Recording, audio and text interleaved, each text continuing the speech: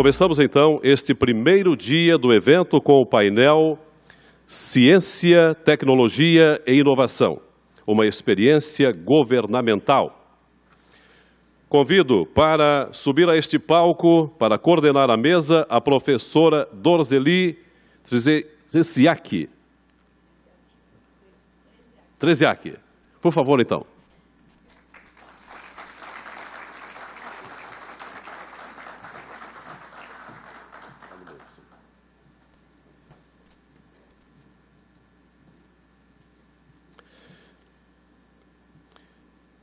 Também convido para vir a este palco o painelista professor Roberto Carlos dos Santos Pacheco.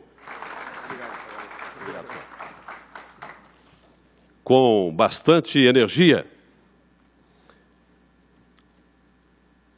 Senhoras e senhores, o professor Roberto Carlos dos Santos Pacheco, pode sentar, por favor. O professor Roberto Carlos dos Santos Pacheco é doutor em Engenharia de Produção e professor do Departamento de Engenharia do Conhecimento da EGC-UFSC e fundador e pesquisador do Instituto Stella. Convidamos também para subir a este palco a professora Débora Bernet.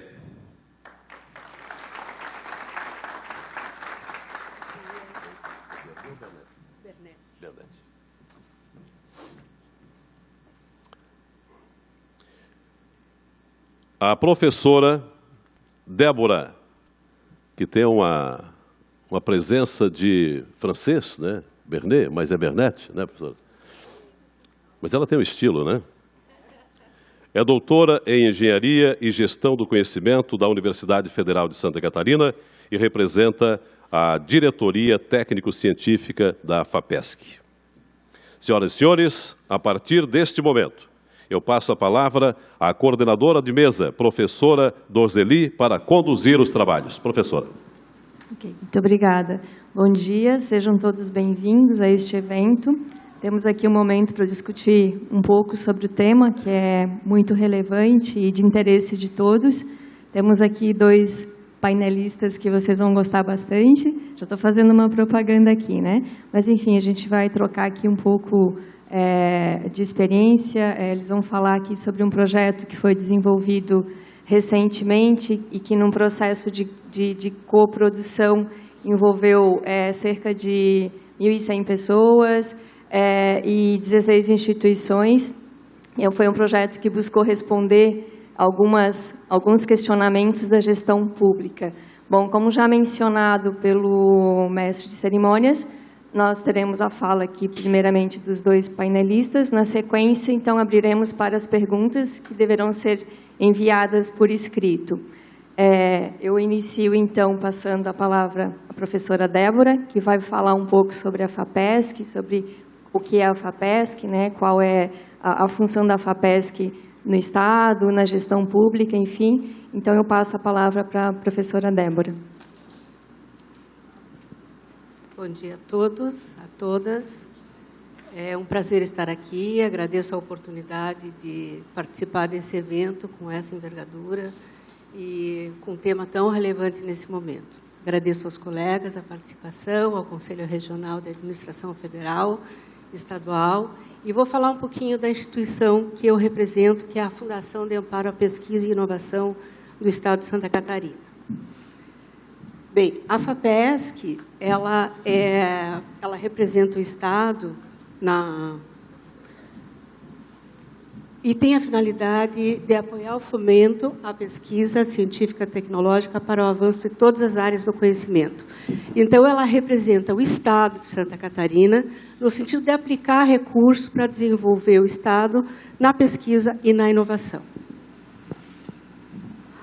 A intenção, né, e a visão e a missão da FAPESC está toda dentro desse parágrafo aí. A finalidade dela é realmente o desenvolvimento do Estado de modo sustentável por meio justamente desse investimento, né, para a qualidade de vida da população do Estado de Santa Catarina. A FAPESC é uma fundação que tem já 27 anos. Tá? Nesses 27 anos, ela já foi FUNCITEC e hoje ela é FAPESC. Ao longo do tempo, aconteceram diversos momentos dessa fundação. E um momento muito marcante para nós aqui no Estado foi, em 2008, a Lei da Inovação, a Lei da Inovação Estadual.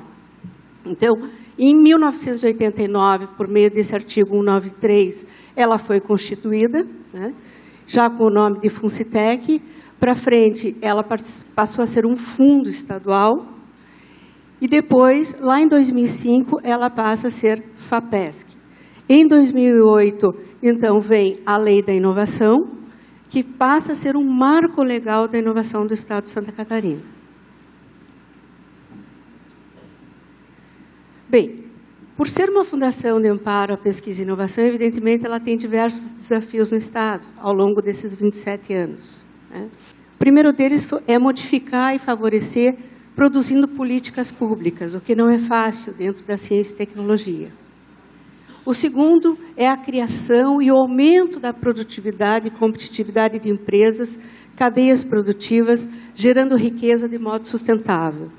Esse ponto ele é bastante relevante, porque tem a ver com as empresas. Como que o Estado faz inovação? Né? E como é que o Estado apoia essa inovação? Então, tem a ver com programas que geram recursos, que fornecem fomento para empresas novas e já em andamento promover a inovação. E o terceiro é justamente gerar esse conhecimento, para que a gente tenha uma sociedade mais desenvolvida, mais sábia, né? E uma sociedade que possa realmente ter um senso crítico condizente.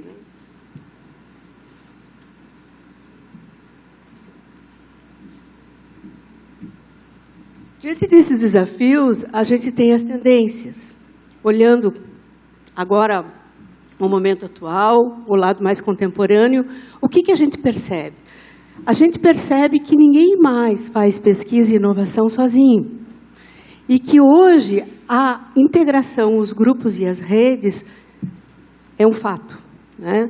Não se faz mais nada sozinho. Então, a FAPESC, pensando nisso, ela tem uma visão de mundo, né, professor Roberto, mais interdisciplinar, e com isso ela proporciona eventos e ações com essa visão. Opa. Ao longo desses 27 anos, a FAPESC desenvolveu 5 conferências. O que são essas conferências? Essas conferências, elas são eventos que envolvem diferentes atores da sociedade para discutir assuntos relevantes de ciência, tecnologia e inovação. A partir de 2008, com a Lei da Inovação, passou a ser um marco legal essas conferências. Antes disso, nós tivemos 2. Essas conferências, elas vêm para estabelecer linhas prioritárias de atuação do Estado no apoio a pesquisas científicas e tecnológicas, realizadas por pesquisadores, instituições e empresas de Santa Catarina. Então, a FAPESC, ao longo desses 27 anos, desenvolveu 5 conferências. Dessas 5 conferências, as 2 primeiras, 2003 e 2004, foram conferências mais localizadas nessa região de Florianópolis e da Grande Florianópolis, envolvendo os diferentes atores do sistema de ciência e tecnologia. Mas confesso que foram discussões e reflexões sobre esse sistema de modo mais regionalizado. Para frente, em 2009, houve uma conferência já um pouco maior, um evento que envolveu outros atores regionais, foi em Joaçaba. Essa conferência lá, ela teve um sentido muito interessante, porque o propósito dela foi realmente envolver todos esses atores, mas de lá nós conseguimos tirar um conteúdo muito interessante que gerou a política de ciência, tecnologia e inovação do Estado de Santa Catarina. Então, desde 2009, nós tivemos como resultado de todas essas conferências a política de ciência, tecnologia e inovação do Estado de Santa Catarina. Inclusive, se vocês depois quiserem, ali na saída, eu disponibilizei algum material para que vocês possam levar e analisar, que é a Lei da Inovação, 14.323, e também a política de ciência e tecnologia. Tá? Depois, 2012 foi uma conferência um pouco diferenciada, porque a gente sentiu a necessidade de mudar um pouquinho a lógica desses eventos, de trazer mais para perto não só os entes diretos do sistema de ciência e tecnologia, mas a sociedade de modo geral. E aí nós criamos uma sistemática de não fazer um evento único, mas diversos eventos no estado de Santa Catarina. Diversos eventos no estado de Santa Catarina, para que a gente pudesse abranger o oeste, o sul, o norte e buscar essas informações e esse conteúdo e entender um pouquinho melhor o que estava acontecendo por lá. Aí nós criamos uma conferência com diálogos regionais, que se desenvolveu ao longo de um semestre, não só num evento. E foi interessante. Ela teve esse tema que foi Desafios da Inovação, a prática da universidade, da empresa e da sociedade, e realmente teve lá, tiveram 6 encontros, né, com essas temáticas: inovação na gestão pública, legislação e inovação, pesquisa, inovação e articulação universidade e empresa. É uma temática bastante interessante, né, para nós enquanto governo, enquanto Estado, e trouxe assim muito subsídio para que a gente pudesse avançar. De 2012, aí nós tivemos a última conferência, que foi a quinta conferência. A FAPESC entendeu que aquele modelo de discussão e de diálogo regional foi legal, deu certo e trouxe assim, informações e dados importantíssimos para casa entender o que poderia fazer para frente, como política, como prioridade e como ações de Estado. Diante disso, a FAPESC fez contato com o grupo do EGC, do professor Roberto, na Universidade Federal de Santa Catarina, e estabeleceu uma parceria para desenvolver uma metodologia específica para que se pudesse entender melhor essa linguagem, esse conteúdo que vinha dessas reuniões.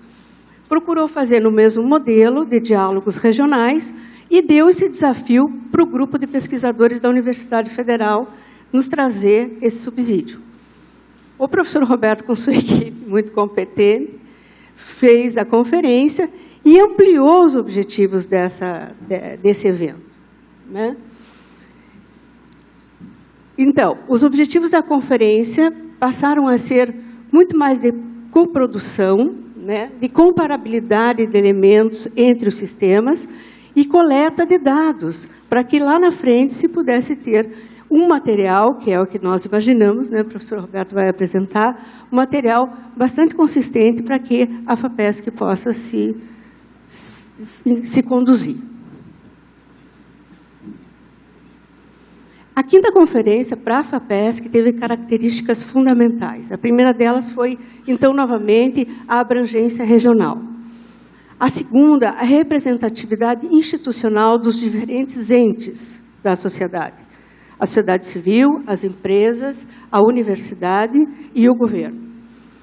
A coprodução regional. Houveram eventos em diferentes regiões. O professor Roberto, acho que vai falar depois com mais detalhes da metodologia do sistema, mas essa coprodução, até a gente colocou umas fotos ali para ilustrar, desde o presidente da FAPESC, o presidente do INPI, professores da universidade, diferentes entes, participando das mesmas discussões e produzindo esse resultado. A possibilidade, então, de sistematização, por meio da metodologia do professor Roberto, e, na frente, como resultado, a comparabilidade, né, professor Roberto, que nós vamos ter aí na frente.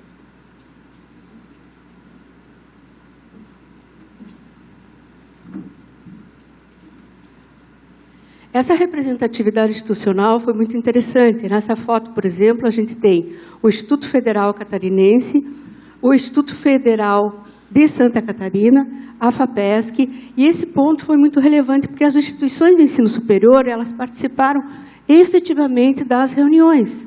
A UDESC, especialmente, os colegas da UDESC, obrigado por estarem presentes, e todos os outros que estão aqui, mas assim, houve um esforço das instituições de ensino superior junto à ideia para que os alunos viessem, os professores, e a gente fizesse uma discussão bastante frutífera. De novo, a representatividade institucional, esse é o primeiro evento, foi dentro da Universidade Federal de Santa Catarina, que também nos acolheu com muito carinho, né? O primeiro evento foi lá. E aqui nós temos a UDESC, o Estado, na figura do diretor de inovação, a reitora da Universidade Federal, o professor Gargione, que é o nosso presidente, e a reitora também do Instituto Federal de Santa Catarina. Mais que isso, tivemos essa abrangência regional e, como resultado, hoje, essa conferência foi em 2015, a gente percebe que realmente houve uma reflexão de criação coletiva, né, dos grupos, uma representatividade da sociedade bastante relevante dentro do sistema, envolvendo, inclusive, a Fiesc, que foi um grande parceiro desse trabalho, né, proporcionando para nós também alguns dados enfim, outras ações, a academia, o governo e as empresas e o terceiro setor. Tivemos no terceiro setor também representatividade, né, professor Roberto? E isso foi muito legal. Então, o que nós estamos pensando? Quer dizer, há uma linguagem, houve um diálogo entre a Tríplice Hélice e a gente tem bons resultados para receber do grupo de pesquisa. Os encontros foram Florianópolis, Chapecó, a gente procurou fazer, o professor Roberto, junto com sua equipe, nas 6 mesorregiões do estado de Santa Catarina, envolvendo essas cidades. E assim, para concluir, o que a gente percebe dentro da Fundação de Amparo à Pesquisa é que essa conversa entre Estado, né, universidade e empresas é uma conversa que tem que avançar. Né? E nós temos a plena consciência dentro da nossa diretoria, na Fundação de Amparo à Pesquisa e Inovação, dessa situação. O que nos chama a atenção, por exemplo, uma notícia que teve no estado de São Paulo o ano passado, dizendo o seguinte: a FAPESP, nossa parceira de São Paulo, diz o seguinte, que na iniciativa inovadora para conectar a ciência e a pesquisa com as necessidades de governo, as secretarias de Estado deverão contar com um cientista que assumirá a tarefa de buscar a melhor resposta que a ciência possa oferecer à atividade daquele órgão. Isto é, mais técnicos, mais cientistas dentro do governo. Isso para nós é bem interessante. Essa é a visão da FAPESC. A FAPESC tem hoje um corpo de funcional bastante enxuto. São 60 pessoas só trabalhando, mas 4 diretorias, a nossa diretoria também é bem pequena. E, claro, todo mundo sabe, os recursos estão hoje bastante escassos, mas com isso a gente está tentando avançar, principalmente nessa linha. Entendemos que esse é o caminho para o desenvolvimento. Tá? Eu me coloco à disposição para perguntas e quero dizer que lá na frente, depois, vocês podem dar uma olhadinha melhor na lei da inovação e em outro material que a gente trouxe. Obrigada, professor Roberto.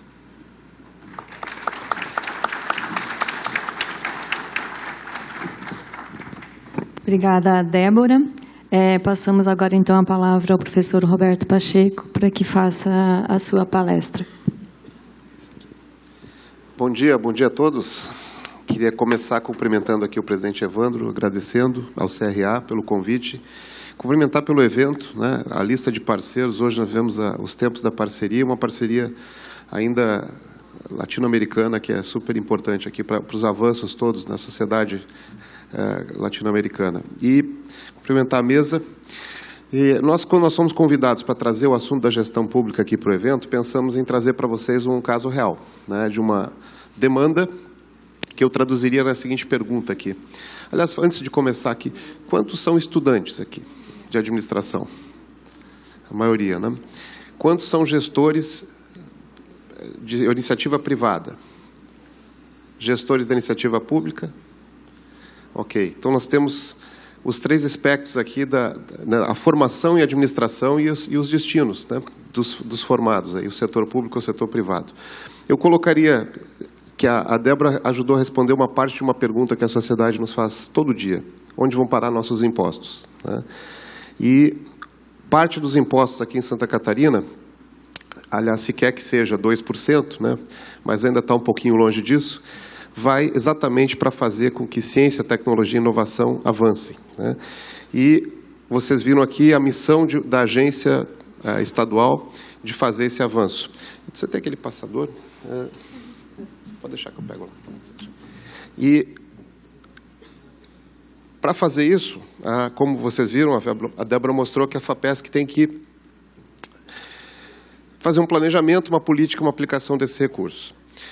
Quando ela fala que nós somos convidados, né, para ajudá-la nisso, quem somos nós, né? Nós somos da Universidade Federal de Santa Catarina, de um programa interdisciplinar que faz engenharia, gestão e mídia do conhecimento.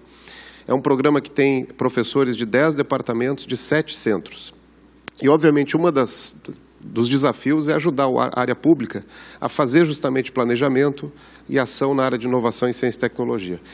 Nós, a partir do ano passado, criamos um conceito de uma rede multi-institucional que, a cada vez que é desafiada no programa de pós-graduação para resolver um problema complexo, chama instituições parceiras e se configura neste problema complexo. E essa rede é a RECIS, e o EGC está completando aí 12 anos, nós já formamos aí mais de 200 doutores e mestres nestas áreas de engenharia, gestão e mídia do conhecimento, e no espectro nacional, né, temos o conceito máximo na CAPES em pouco tempo, numa demanda que não é uma típica só do EGC, mas destas áreas, gestão do conhecimento, engenharia e mídia do conhecimento, chega a 700 candidatos para 60 vagas ano.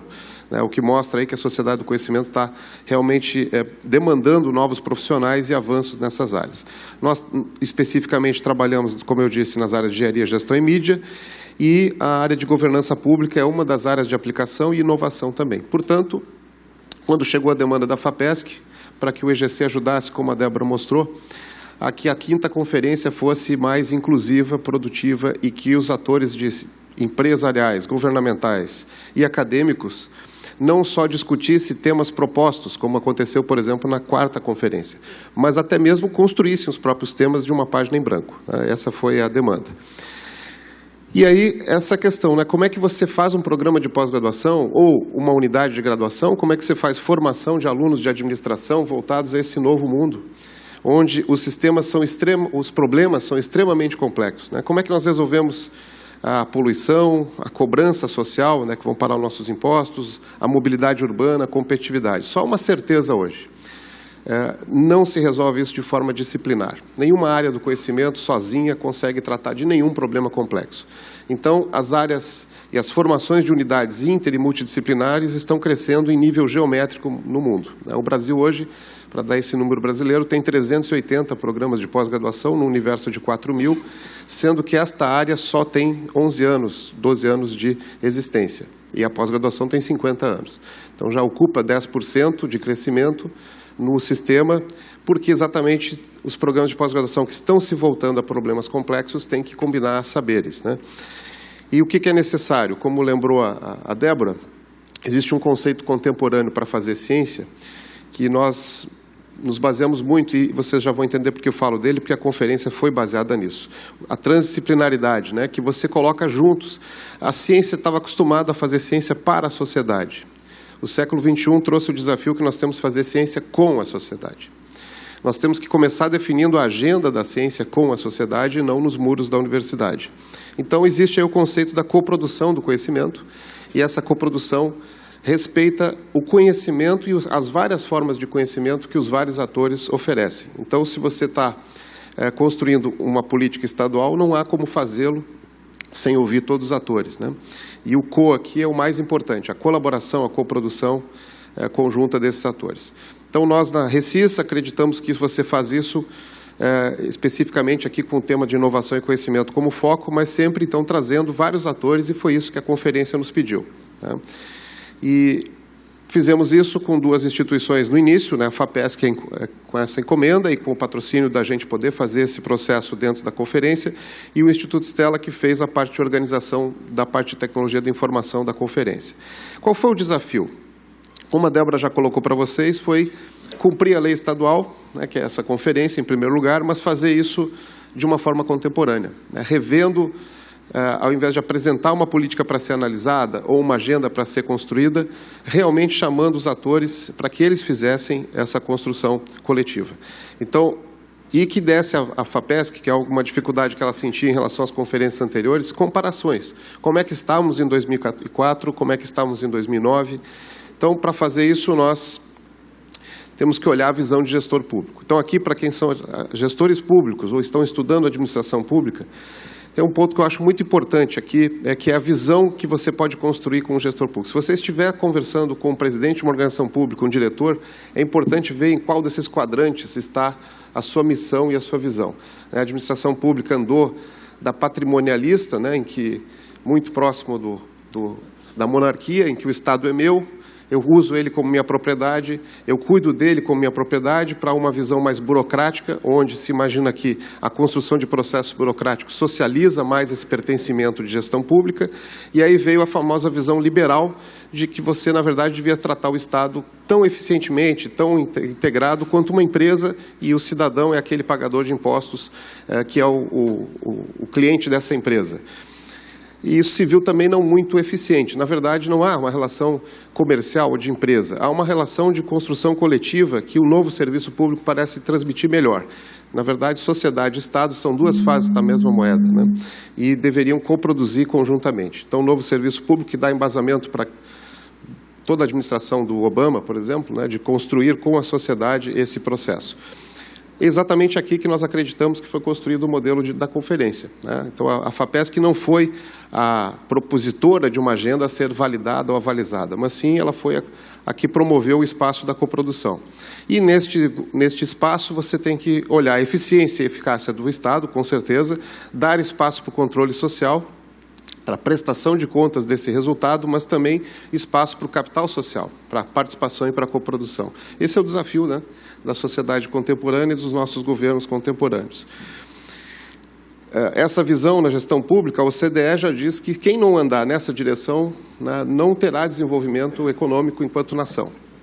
Então, você tem que estabelecer uma coprodução. Naturalmente, essa coprodução vai ser proporcional à qualidade da educação e da formação da sua sociedade. Você só coproduz com qualidade se houver sociedade bem formada. Para a quinta conferência, esses foram os princípios. Nós temos uma sociedade que certamente está bem formada, quanto está informada, e como ela pode ser copartícipe da construção dessa política. Então, nós tínhamos um desafio interessante que a FAPESC nos deu. Primeiro, que a Débora não contou aqui, que foi em junho, para fazer até dezembro. Então, junho até dezembro, tínhamos que pensar o modelo, entrar nas 6 cidades e construir essa parceria. Depois, nós tínhamos que fazer isso não só... Bom, primeiro, nós podemos fazer em Florianópolis... Vai ser em Florianópolis? Não, vai ser em Florianópolis, Chapecó, Criciúma, Itajaí, Jaraguá, Lages, e fechamos em Joinville. E a governança pode ser aqui a FAPESC, a instituição... Não, cada cidade dessa vai ser sua própria governança, com a sua própria organização local, com a sua própria distribuição de comunicação e de convite regional aos partícipes. E os resultados, então, neste período de tempo, é um diagnóstico geral de todos os sistemas regionais, como é que está a ciência, a tecnologia e a inovação, e como é que esses atores regionais veem a melhoria. O que eles querem melhorar em cada região do Estado para a ciência, tecnologia e inovação. Por que é importante, especialmente para os estudantes aqui, eu não sei se vocês têm esses números. Os Estados Unidos calcula que 65% do seu PIB vem de inovação. Isso não está nessa contabilidade, a qualidade de vida, o avanço na saúde, que é a ciência. E também não está nessa contabilidade a formação futura dessa sociedade, que é a educação. Então, planejar ciência, tecnologia e inovação é planejar o futuro da sociedade. Então, nós fomos buscar isso em coprodução. O primeiro passo foi saber com que metodologia. E aí a gente se depara o seguinte, a literatura internacional tem muitos frameworks para você fazer mensurações. O OCDE vai lá e avalia os países, como é que estão em cada dimensão de ciência, tecnologia e inovação, faz comparações, inclusive índices. Mas esses são frameworks conceituais para você medir alguém, não para você construir políticas com esse alguém. O que nós vimos foi unir essa literatura e ver que, se você quiser fazer essa coprodução, você vai ter que perguntar sobre fatores que capacitam aquela região a ter ciência, tecnologia e inovação, que potencializam a sua eficiência e que geram valor. O que capacita? Como é que são as instituições da região? Tem universidades, tem empresas, tem agentes públicos de todos os órgãos governamentais, a sociedade hélice tríplice, quádrupla, está representada. Como é que é a infraestrutura? Infraestrutura de comunicação, infraestrutura básica, infraestrutura de energia. O quanto que essa infraestrutura e essa potencialidade se transforma em desenvolvimento, em geração de economia. Esses são fatores capacitadores. E como é o mercado? O mercado é demandante, o mercado é exportador, é importador. Como está o sistema educacional? Ele forma pessoas ou ele é dependente de educações externas, de competências externas? E, finalmente, os 3 eixos da ciência, tecnologia e inovação especificamente. Então, cada dimensão dessa foi construída em fatores. Nós temos 36 fatores, né, no total. Então, a educação, só para dar um exemplo, né, se olhou a educação básica, a oferta da educação superior e técnica naquela região e os recursos humanos em forma geral. E para a inovação, qual o perfil do sistema inovador, se existem startups, é a próxima palestra aqui que vai haver, existem empresas com potencial de geração de valor, a propriedade intelectual é bem resolvida, as relações universidade-empresa acontecem, então todos esses fatores geraram um framework que nós estabelecemos com perguntas, então, em critérios e perguntas. Ao todo foram 62 perguntas colocadas, então, para os atores regionais responderem. E essa resposta, como ela é mensurada por escalas, nós podemos comparar as regiões em cada dimensão e em cada fator, né? Então, para fazer essa dinâmica, primeiro ponto, formar grupos heterogêneos, né? Ter numa sala empresas, representantes do setor empresarial, governamental, acadêmico e da sociedade organizada. E eles juntos, então, pensando com as diferentes visões de mundo essas questões. Isso foi feito. Essas discussões foram levadas à plenária para os grupos compararem as visões e depois houve isso pelo período da manhã. E no período da tarde, os grupos retornaram para então propor o que eles propõem de mudanças ou de políticas ou de ações que o Estado precisa fazer nas direções colocadas. Como a Débora mostrou, foram em outubro, a gente fez 2 conferências, Florianópolis e Criciúma. Foram mais de 1.000 participantes no total, né? E em novembro já também Chapecó e Jaraguá. Em outubro foram 4 conferências. Em novembro foi Itajaí e Lages. E nós chegamos aí a um total de... Aí esses participantes são presenciais, né?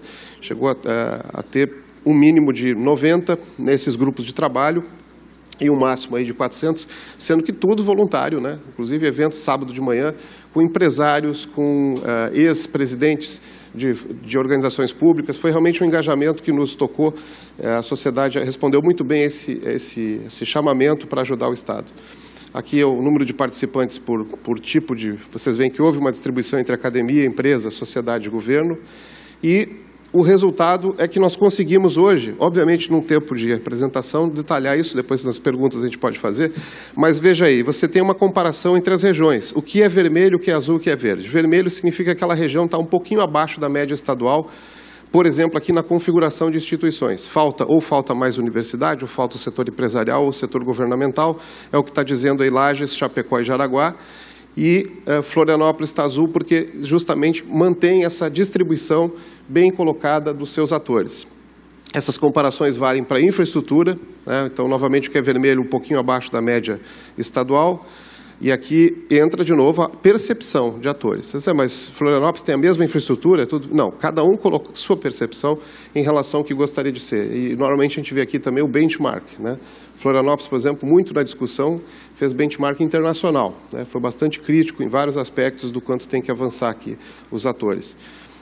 O desenvolvimento regional, que é fundamental, né, para gerar valor, e o mercado. Esses são os fatores mais ou capacitadores ou de infraestrutura. A ciência, tecnologia e educação superior também foi avaliada. E aqui vocês veem que aí já foi a educação de Santa Catarina, os seus números no Brasil na comparação mostram, né, aparece um pouco mais azul, só que tem que estar sendo mais crítico aqui com onde poderia estar é Chapecó e Lages.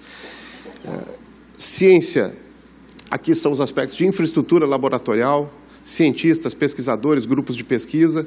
Já também o Florianópolis e Chapecó estão se colocando um pouquinho acima da média, enquanto que Lages, Jaraguá e Itajaí estão achando que podem melhorar nessa dimensão de ciência. Tecnologia e a dimensão de inovação, né, também com a sua comparação. Vocês veem que os gráficos radares são os fatores, né? Então, há uma diferença também em cada fator, né? Por exemplo, aqui em inovação, o fator da cooperação universidade-empresa varia bastante entre as regiões. Tudo isso é percepção. Mas e fazer o que com essa percepção? Então, como eu disse, no período da tarde da dinâmica, eles foram convidados a propor ações dos atores para modificar essa realidade para melhor. Nós recebemos um todo de 450 propostas, elas foram separadas e analisadas, e o interessante foi ver o seguinte: todas as propostas de todos os atores se enquadram numa dessas dimensões de um sistema. Ou elas se voltam à melhoria do capital humano, entendido aqui como todos os atores, melhorar meu sistema institucional, minhas universidades, minhas empresas, ou melhorar a relação entre eles, né, que é o capital relacional. Ou então, dinamizar essas duas ações. Existem as relações, mas está faltando pouca divulgação, eu preciso mais espaços socializados de cotrabalho, então esse é o capital social. E tem também a infraestrutura, né? Muitos dizem que eu posso ter essas três coisas, mas me faltam equipamentos adequados, me faltam até mesmo infraestrutura de comunicação, isso apareceu muito, né? Santa Catarina se requer, por exemplo, muitos aeroportos, uma coisa que apareceu muito nessa crítica, então isso é capital estrutural. Esses são os elementos centrais do sistema. Agora, quando você dinamiza esse sistema, indutores, por exemplo, todos os editais que a FAPESC faz são indutores. Então, foi pedido muito isso, que se faça ações, programas, ou então, finalmente, que se mude regras, né? Quando se pede para mudar um aspecto da Lei Estadual de Inovação, é uma mudança do regramento. E aí nós tivemos essa distribuição de propostas, as 450 para cada região. E é interessante observar o seguinte: então, Florianópolis está dizendo que o que tem que mexer bastante é no regramento e nos indutores. Então, sendo o principal, foi onde teve mais frequência de propostas. Temos que olhar a questão da lei, a questão do regulamento e, principalmente, a indução, fazer mais dinamização no sistema regional. Enquanto Chapecó destaca-se as relações, as inter-relações entre os atores. Isso vai mudando, né, de ações aqui. Indutores e capital relacional vale para Itajaí e Criciúma. E o Lages foi aqui que destacou mais a necessidade de mais capital estrutural para o funcionamento da sua ciência, da sua tecnologia e da sua inovação. Eu vou concluindo aqui para a gente conversar um pouco, né, a gente manter o tempo aqui, né, e quais as minhas considerações finais. Então, nessa demanda, primeiro, assim, né, a gestão pública contemporânea, todo gestor público contemporâneo não deveria jamais pensar uma ação sem coprodução, em algum nível. Então, participar. E, por outro lado, a sociedade sair só da posição de cobrança, eu votei, agora eu cobro. Não, eu tenho que também fazer a participação neste espaço que é colocado à disposição. Então, todos os problemas complexos em todas as sociedades democráticas e desenvolvidas estão sendo resolvidos desta forma. A coprodução exige que esses atores identifiquem um bem comum, delimitem esse bem comum e abram mão das suas diferenças em torno desse bem comum. E, naquele espaço de coprodução, se dediquem a isso. Isso também requer um senso de coletividade, requer educação, formação, e esses são os ingredientes aí dos projetos complexos em sociedades desenvolvidas. No caso de ciência, tecnologia e inovação, uma das questões que nos agradou muito foi ver que esse bem comum, pelo menos na experiência em Santa Catarina, foi rapidamente percebido como tal. Como eu disse, o engajamento foi muito forte e esse trabalho voluntário, eu cito, por exemplo, um grupo de trabalho aqui em Florianópolis, num sábado de manhã, que eu entro na sala e vejo ex-reitores, ex-presidentes de FAPESC, ex-pró-reitores, dedicando um sábado da sua agenda familiar para estar lá construindo voluntariamente algo melhor para Santa Catarina. Isso se deu em todas as regiões do Estado. E próximos passos aqui para a conferência. Bom, a gente espera, primeiro, né, a gente está entregando esse mês para a FAPESC os resultados finais, que eles tenham atendido as expectativas, Débora, né, fica aqui a expectativa, e que isso a gente viu também, foi um dos pedidos das conferências, que não fique aqui, né, que haja um retorno desse feedback para as regiões e que isso possa ser, aos poucos, não só posto nas ações da FAPESC, mas também nas ações das universidades, do seu planejamento institucional, nas ações dos centros de inovação, em todos os atores que geram a inovação. Eu, mais uma vez, agradeço aqui ao CRA pela oportunidade e fico à disposição de vocês. Okay.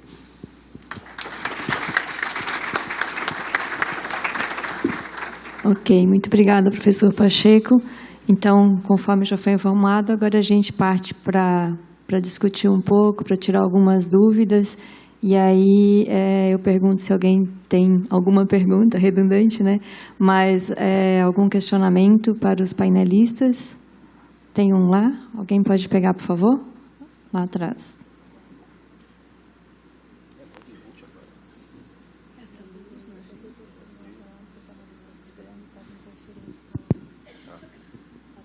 Eu queria aproveitar só até a pergunta chegar até nós, dá licença, eu só queria dizer, me manifestar, professor Roberto, em função da sua apresentação, de que os resultados ainda não chegaram para a FAPESC, mas pelo conteúdo da sua apresentação, enfim, dos gráficos, de todas, da classificação, de como foi feito, eu já posso lhe dizer que a gente vai ter muito trabalho. Ok, vamos começar aqui, então. A gente tem uma pergunta do Anderson Costa, que é do IFSC, para o professor Roberto Pacheco. Fazer ciência custa caro. Em tempos de restrições financeiras, aliadas à corrupção no Brasil, qual a sua visão no curto, médio prazo para a ciência, tecnologia e inovação? Que alternativas temos ao incentivo para o setor? É Anderson, né? É Anderson Costa. Anderson, não sei se você... O meu apelido é Poliana nessas horas, tá?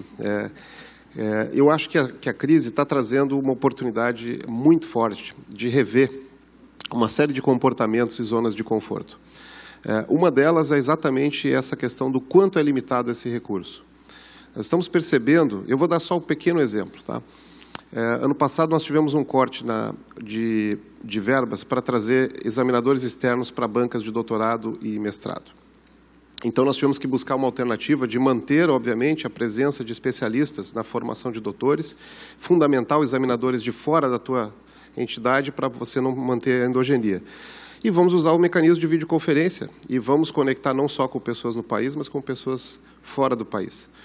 Então, trazer pessoas...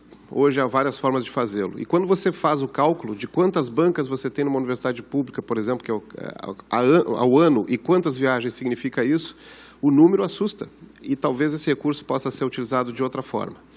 Então, a crise está trazendo, sim, uma revisão de processos, uma revisão de aplicação. E, claro, também está trazendo o embate de término de recursos para coisas fundamentais. Mas eu acho que nós temos que encarar...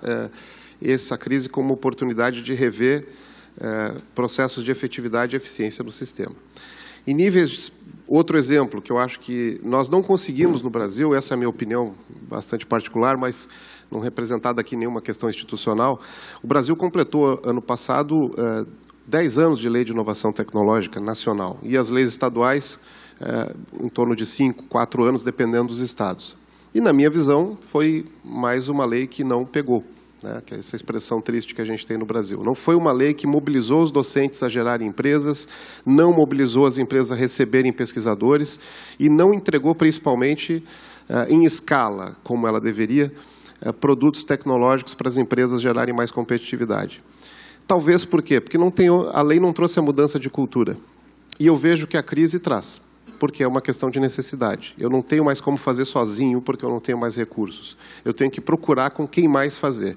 Então, eu estou vendo com otimismo. Apesar de todas as dificuldades que ela está trazendo, e é natural, especialmente para quem está sofrendo mais diretamente, né, perda de emprego e sente no dia a dia, claro que isso não se pode negar, mas se nós olharmos no longo prazo, e ciência, tecnologia e inovação tem que olhar sempre médio e longo prazo, eu já percebo mudanças de comportamento e a busca da coprodução. Um outro exemplo é o programa da FAPESC, de 1 para 1. Né? Eu ia até fazer menção sobre esse assunto. Anderson, se você me permite, professor Roberto. A FAPESC tem, por força de lei, 1% do orçamento do Estado para a ciência, tecnologia e inovação. Isto é, para a FAPESC, desde 2008. Isso nunca aconteceu. Nunca veio 1% para a FAPESC. Normalmente vem desse valor 30% a 40% para o orçamento da FAPESC, para investimentos em ciência, tecnologia e inovação. Tá? Esse ano, com toda a crise, que todos sabemos, aí o professor Roberto falou muito bem, nós tivemos nem 20%. Então, imagine como é que a gente está lá. Né? Há uma demanda, os programas estão na rua. Em 2015, a FAPESC lançou 10 editais, né? E vai pagar todos, não tenho dúvida. Agora, como o professor Roberto também mencionou, nos fez refletir. Nós estamos indo buscar dinheiro em outros lugares, nós estamos fazendo outras parcerias, nós estamos chamando as empresas privadas, pensando em fundos, como é que a gente vai resolver? Quer dizer, estamos avançando, Estamos avançando, posso dizer que estamos avançando. Claro, com uma preocupação bastante grande com a recessão, enfim, com tudo isso que está acontecendo e como é que o Estado vai nos prover, porque nós temos já um custo fixo, nós temos uma folha, nós temos projetos que já estão em andamento, né? E temos que diariamente estar conversando com o Estado para que, enfim, o nosso orçamento seja cumprido. Isso é diário, é diuturnamente. Tá? Nosso trabalho está sendo realmente exaustivo nesse sentido, mas nós não vamos deixar de cumprir. Por outro lado, trazendo essa oportunidade de refletir. Hoje o nosso presidente está fora, está trazendo outras oportunidades com o Euraxis, né, Fundo Internacional, com a Comunidade Europeia, sempre pensando em preservar a nossa soberania, né, porque é muito bom vir dinheiro de fora, mas é muito bom vir dinheiro para aplicar no nosso Estado, nas nossas pessoas e no nosso país. Então, mas o dinheiro está vindo, nós estamos trazendo novas parcerias, o olhar internacional para o nosso país é grande, especialmente para Santa Catarina, que hoje é o maior PIB do Brasil, e se manteve equilibrada diante de toda essa crise. Enfim, é dessa maneira que nós estamos passando. E me parece que a luz aqui é bem grande, vou dizer para vocês, eu não consigo ver ninguém aqui. Isso me deixa um pouco desconfortável até na apresentação, mas de qualquer maneira eu sinto que há luz, tá? E que nós estamos caminhando para ela. É isso, professor Roberto. Ok, obrigada. A gente tem uma outra pergunta aqui, que é do Walter Lemos, para o professor Roberto. Por que, como ator do processo, não são incluídos os administradores através do CRA? Sim, na verdade, todas as organizações foram convidadas publicamente. Você viu ali que a gente teve participações online e teve participações presenciais. Houve um convite distribuído pelas organizações, acho que o CRA deve ter sido também contatado. Foi convidado. Mas realmente foi uma das coisas que realmente na próxima a gente precisa analisar, né, Débora, é o calendário, né, porque nós tivemos um calendário bem em cima, e essa divulgação pode não ter sido tão bem sucedida quanto a gente poderia com mais tempo. Mas certamente foram convidados e a gente teve, sim, dos sistemas de conselhos regionais partícipes, assim do Sistema S.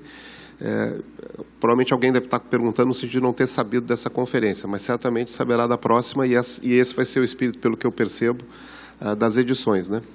Mais uma vez, assim, a conferência estadual, ela, nesse momento, eu não sei no futuro, mas nesse momento ela deixou de ser um evento pontual.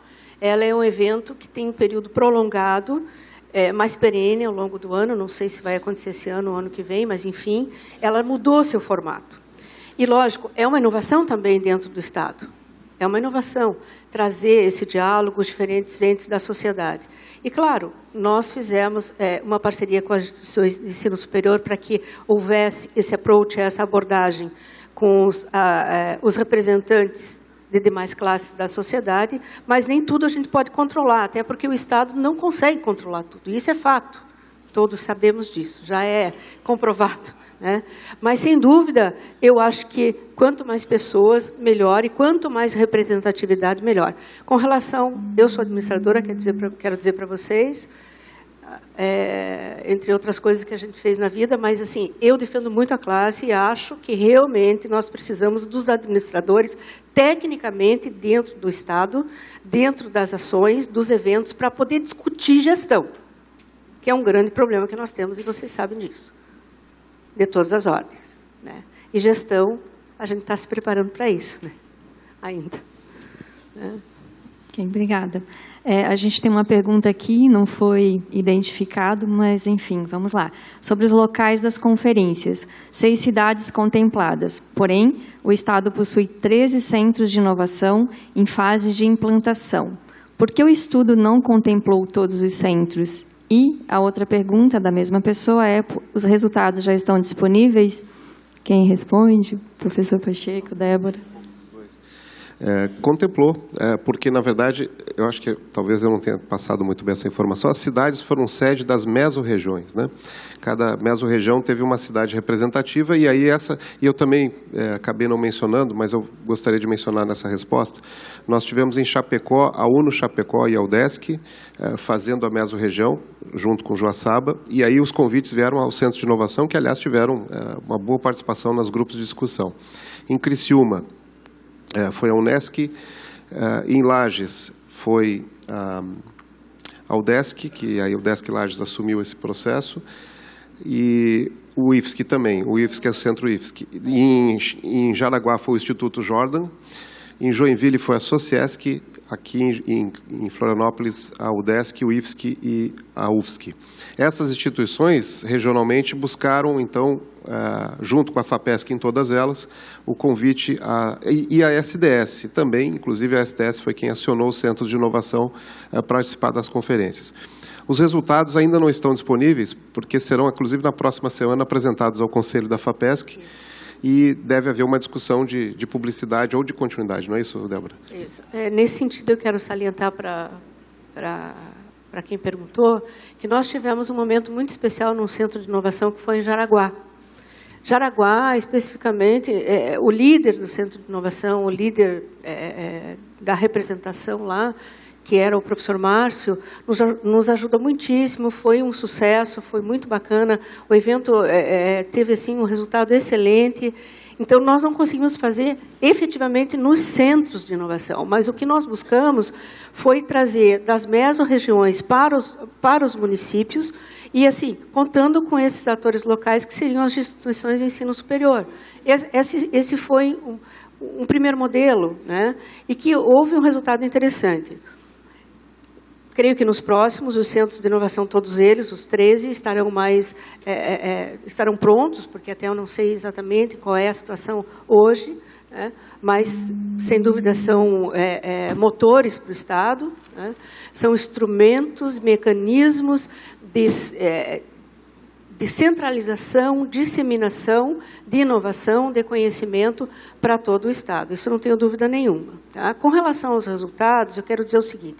Oficialmente, o professor Roberto e a sua equipe vai apresentar, eu acho, né, a semana que vem para o Conselho Superior da FAPESC os resultados. Tá? Então, como eu disse aqui e me manifestei, pela apresentação dele, a gente observa que tem muita coisa para fazer, né? Só pelas dimensões e pelas variáveis que o professor Roberto, pelo conjunto de informações que o professor Roberto apresentou aqui, eu já imagino que nós vamos ter um trabalho grande para frente, né? E vamos ter resultados muito interessantes. Vermelho, azul, amarelo, e por aí foi. Isso só em olhar aqui a apresentação do professor Roberto. Então, a partir dessa apresentação oficial, esses dados serão disponibilizados, inclusive serão publicados, né, professor Roberto, para toda a sociedade. Tá? É um avanço, podem ter certeza que é um avanço. Nem sempre tudo dá certo, mas é um avanço e a gente está aprendendo a cada dia, né, professor Roberto? Não tem como não ser assim, né? Obrigada. Temos aqui uma outra pergunta, que também está sem identificação. Como promover ciência, tecnologia e inovação no país com o aumento da fuga de cientistas para países desenvolvidos que financiam pesquisas e projetos com menos burocracia e maior assertividade? Responde aí, professor.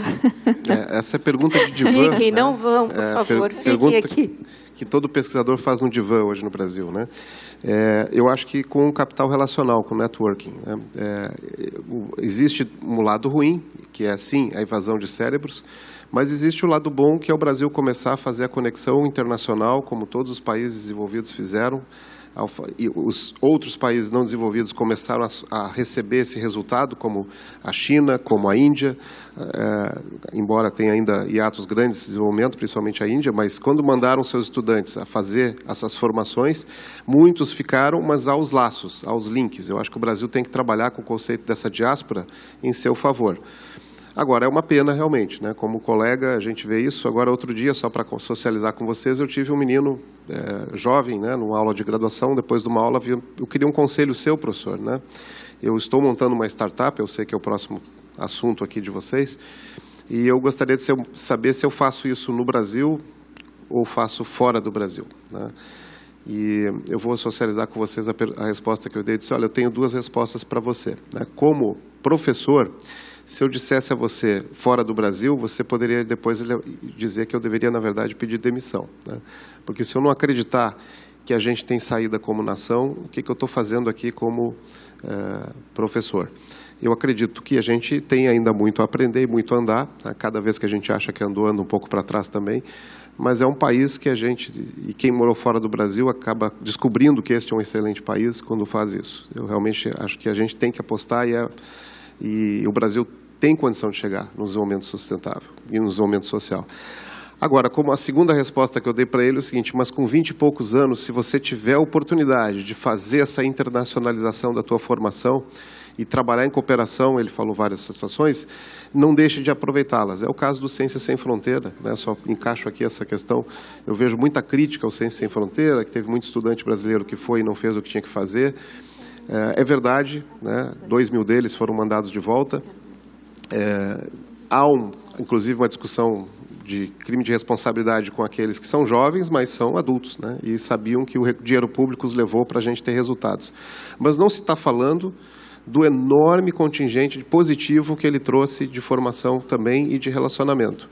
E essas ações foram feitas por outros países, e eu acho que nós temos que pensar que esse brain drain aí, ele pode ter, um imã de dois sinais, e aí cabe talvez as agências públicas utilizarem bem o sinal positivo, né, dessa corrente. Ok, obrigada. Temos aqui uma outra pergunta, é do Thales, que é do Rio Grande do Sul, ele é administrador. Como vocês veem a pesquisa em novas práticas de gestão pública? Débora? Numa das lâminas que eu apresentei, tinha uma notícia, que inclusive foi a FAPESP de São Paulo que publicou, referendando justamente essa situação, da importância, né, do pesquisador, do cientista. É essa a pergunta? Né? Dentro das instituições públicas, né? E do profissional, do pesquisador, dentro das instituições públicas. E São Paulo já está fazendo isso pela FAPESP. Eu não posso dizer efetivamente qual é a operação, qual é o mecanismo que eles estão utilizando para fazer isso, mas São Paulo está fazendo isso. Eu trouxe justamente para a gente refletir esse momento. Esse é o ideal. Falei sobre gestão, eu acho que se nós tivermos técnicos, pesquisadores, principalmente dentro do Estado, né, nós teremos um Estado que pode avançar mais rapidamente. Que um dos temas também que eu coloquei ali é justamente que a FAPESP tem como motivador a geração do conhecimento para uma sociedade um pouco mais sábia. Como que você vai gerar conhecimento em uma sociedade um pouco mais sábia se na máquina, perdão da palavra, que não gosto muito, mas enfim, do Estado, nós não temos essa prerrogativa. Não tem como. É claro que vai engessar. É claro que vai ter problema. Já temos problemas de lei, já temos problemas de sistema, mas se nós não tivermos as pessoas, que são elas que fazem a diferença, né, nesse conjunto todo complexo de sociedade contemporânea, não tem outro caminho. Então, eu acredito, não posso falar por todos, mas falo especialmente por mim, né, que o pesquisador dentro da gestão pública, a ciência dentro da gestão pública que foi, e é a experiência que nós estamos fazendo na FAPESP, eu acho que a Secretaria de Desenvolvimento Sustentável, ao qual nós estamos vinculados, faz, com diversos programas e projetos que está desenvolvendo com muito sucesso, né, não tem outro caminho. Não tem outro caminho.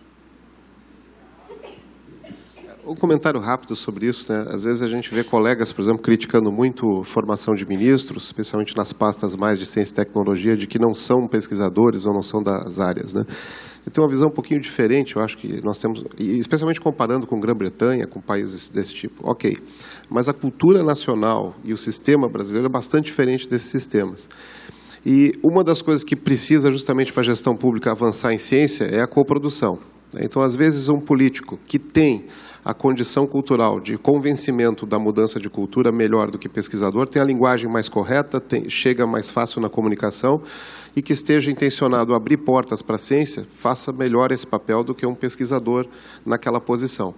Então, eu acho que nós também, da academia, temos que pensar assim, esse convite a levar a conhecimento à gestão pública, a inovação em gestão pública, deve ser também de mão dupla, né? Nós não temos todas as respostas, como às vezes achamos ter, especialmente quando saímos do muro da universidade para a realidade de aplicação. Então, na administração pública, há hoje uma literatura muito interessante sobre a gestão do conhecimento na administração pública, e especialmente a inovação na gestão pública.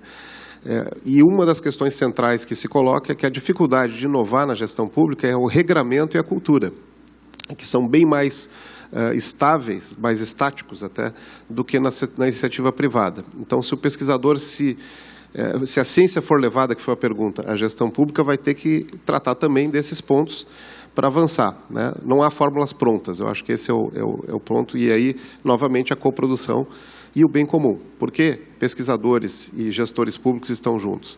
O que ambos têm que mudar e construir coletivamente, né? Às vezes vejo colegas assim com muitas respostas prontas, quando, na verdade, a construção do problema ainda está para ser feita, né?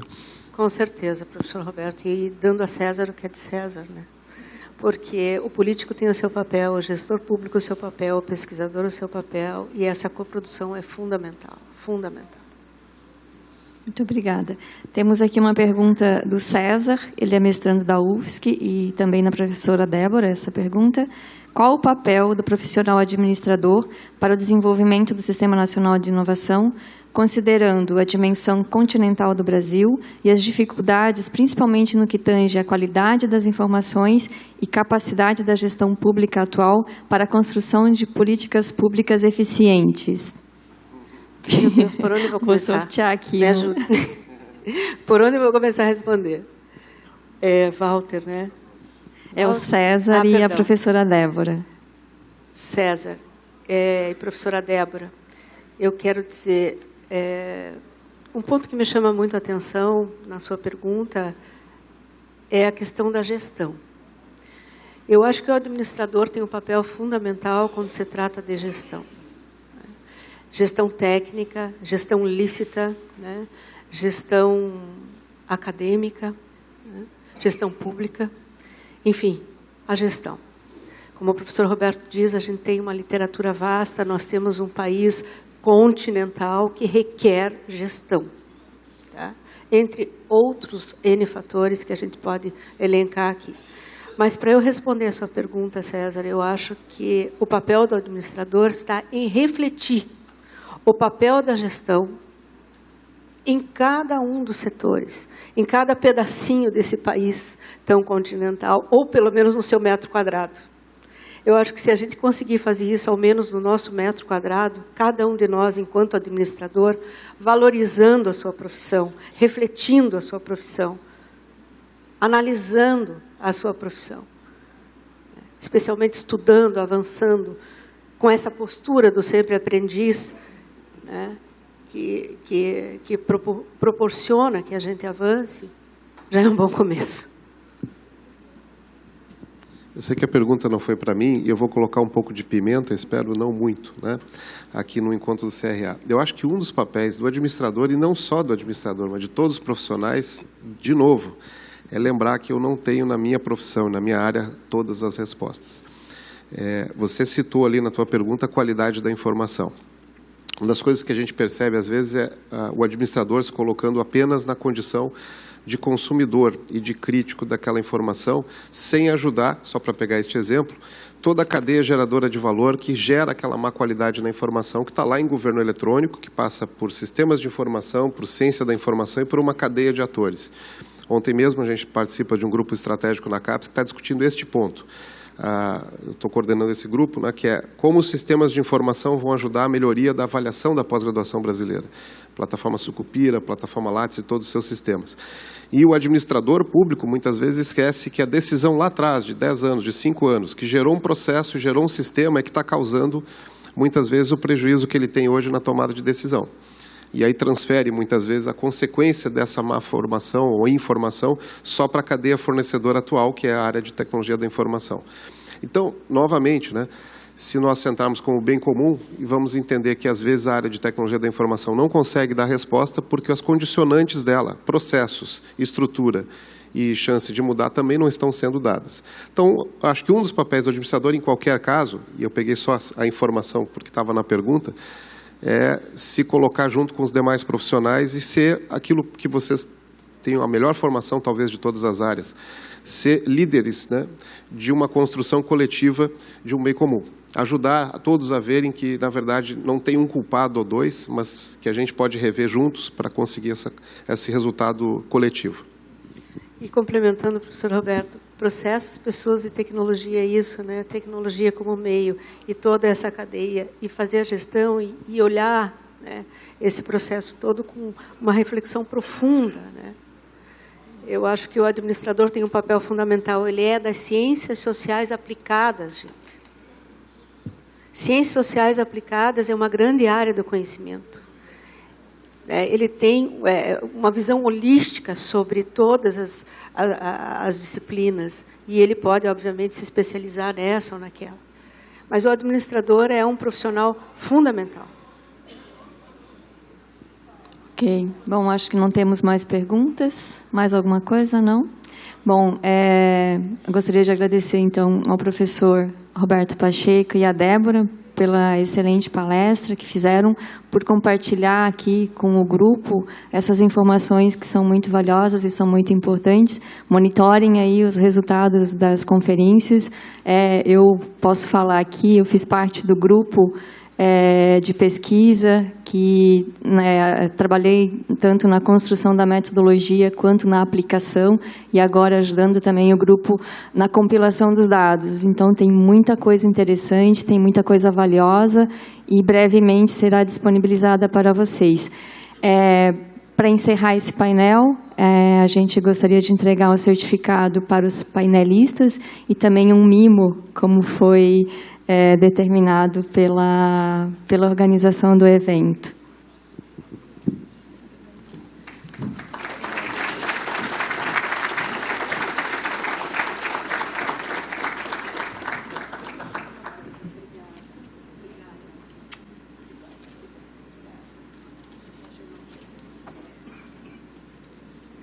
Obrigada a todos pela oportunidade. Eu fico muito feliz de ver essa plateia cheia e de poder falar alguma coisa que a gente pensa aqui, né, professor Roberto, e compartilhar com vocês as nossas angústias, os nossos receios, os nossos anseios e, principalmente, o nosso trabalho. Obrigada.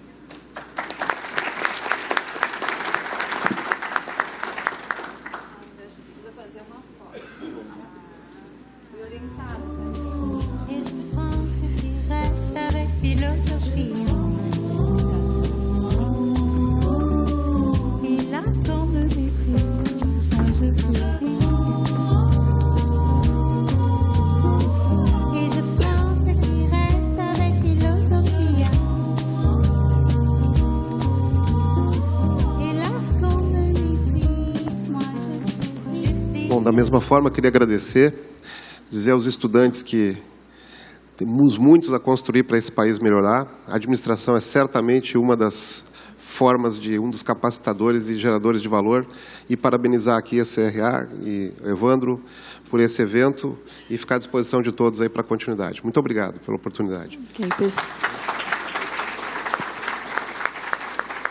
Eu também agradeço pela oportunidade de poder coordenar a mesa, de poder ouvir mais e entender sempre, aprender, né, um pouco mais, a gente sempre aprende.